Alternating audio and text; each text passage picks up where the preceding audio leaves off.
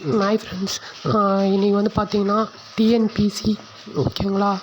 இது வந்து என்னோடய ஒரு எக்ஸ்பீரியன்ஸ் வந்து நான் சொல்கிறேன்.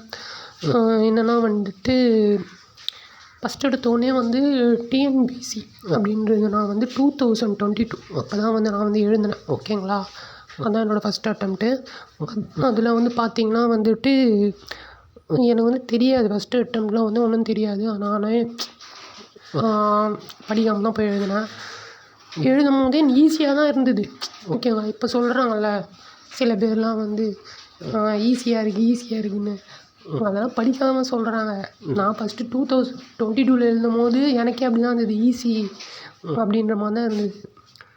அதுக்கப்புறம் 2024 அப்போ வந்து எழுதும்போது என்ன ஆச்சுன்னா, அப்போ கொஞ்சம் கஷ்டமாக இருந்தது. ஏன்னா அப்போ நான் படிச்சுட்டு போய் எழுதினேன். ஓரளவுக்கு படிச்சுட்டு போய் எழுதும்போது கொஞ்சம் கஷ்டமாக இருந்தது. ஏன்னா வந்து நிறைய கொஷின்ஸ் வந்து அவங்க வந்து ஓல்டு புக்லேருந்து கேட்டிருந்தாங்க. அதுவே கஷ்டமாக தான் இருந்தது. சரி ஓகே, இது எனக்கு இப்போ அதெல்லாம் பிரச்சனை இல்லை. பட் ஆனால் 2022 2024 கம்பேர் பண்ணும்போது எல்லாமே வந்து ஸ்கூல் புக்கு இதெல்லாம் கேட்டாங்க ஓகேங்களா. ஸ்கூல் புக்கில் வந்து மட்டும் கேட்டாங்க.